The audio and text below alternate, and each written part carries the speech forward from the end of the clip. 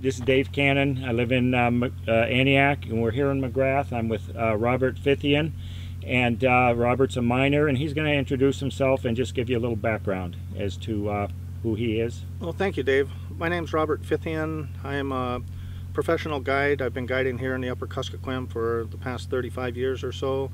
I'm also a miner, contract hard rock miner, owner and operator of several mines in Alaska, historically building a new mine as we speak, and a yak rancher. Have a ranch in the interior in the Copper River Basin where we raise Himalayan yaks and hay.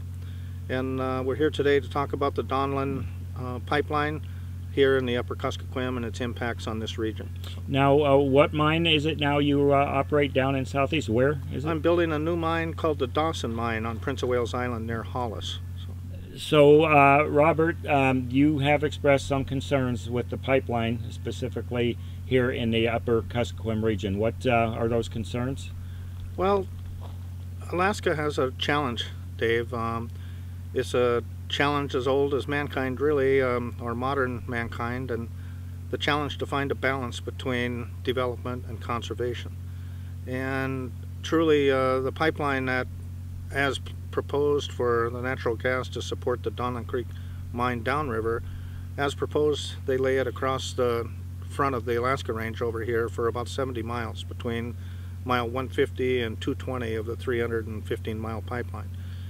And that region there is an incredible wildlife habitat. It was actually, portions of that were selected for Denali National Park historically under ANILCA, and the state was fortunate to regain control of those lands before they became hard park. But it's an incredibly beautiful piece of wilderness and some of the very best wildlife habitat that's left on the planet.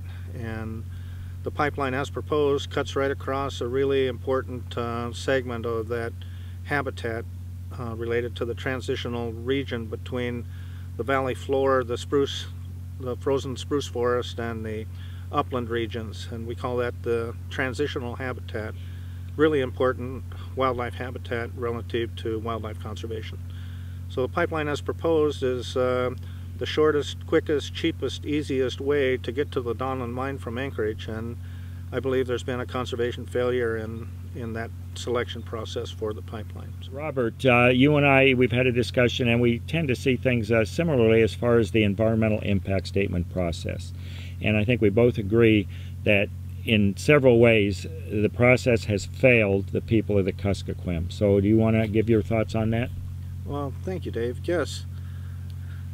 The EIS process was something I wanted to allow to work. I was discouraged in seeing the potential impact on the region that the pipeline was going to bring forward, but I felt like I needed to work within the process. I had enough respect for Alaska and our system and process and public input and the important things that I felt were the respect for people, the respect for the wildlife resources, the respect for the ways of life that exist in regions, that the EIS would capture those and make adjustments to the proposed plan of operations. So I submitted comments, a number of comments through the whole of the process, during the scoping and in the final end, and they were substantive, they were technical, they were from the heart. They talked about the culture of the region, they talked about the people's use of the region, they talked about our way of life, the importance of conservation, and they were always encouraging a focus to viable alternatives, moving the pipeline out into the floor of the valley.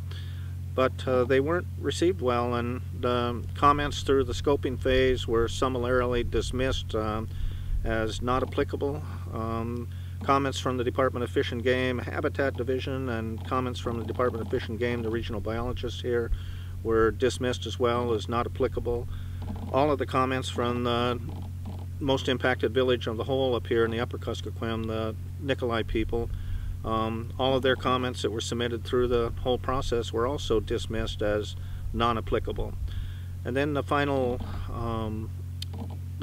EIS came out, and the EIS was supposed to seek public input and then make alternatives to the project accordingly, but unfortunately there were no alternatives granted to this side of the range, and there were no alternatives to my knowledge that came from public input. There was several alternatives that came from the operators' concerns about being able to effectively develop the project, but there were no alternatives considered within the EIS, or well, not considered but adopted within the EIS or recommended. So.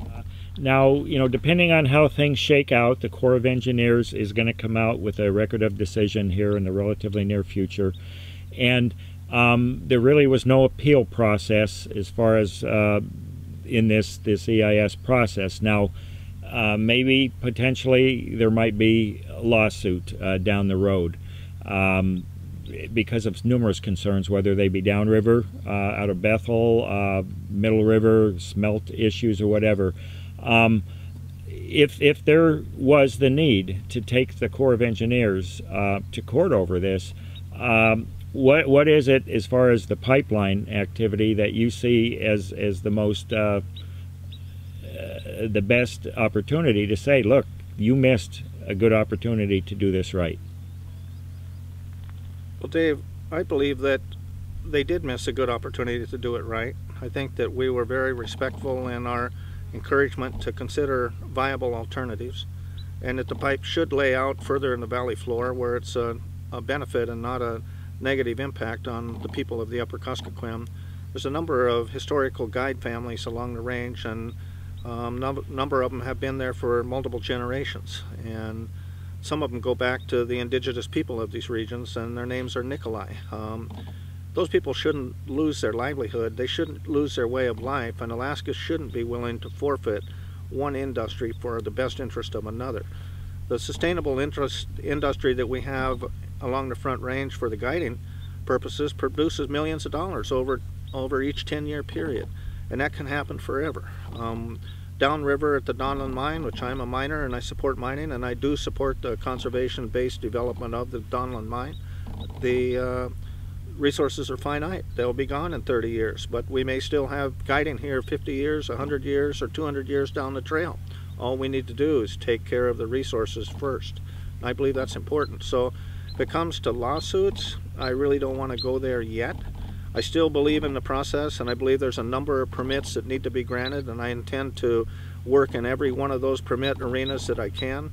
But if I see a window of opportunity that brings forth some respect for what we're asking to do with the pipeline up here, and it is involves a lawsuit, I'll certainly look at it.